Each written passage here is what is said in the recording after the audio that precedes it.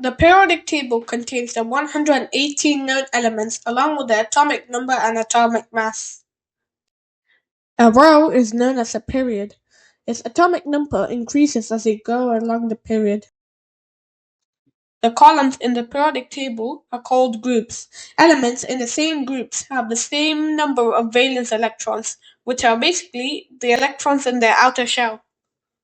Electrons can be represented by a dot or a cross. Electrons also orbit the atom in energy levels, also known as electron shells. There are quite a bit of rules linking to electronic structure. For example, the first shell can only have 2 electrons, then 8, then 18, then 32 for the fourth shell.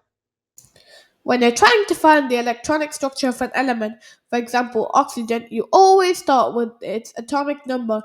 Oxygen has an atomic number of 8, which means it has 8 protons and 8 electrons. Since oxygen has 8 electrons and the first shell can only hold 2 electrons, that means there's 6 electrons left for the other shells.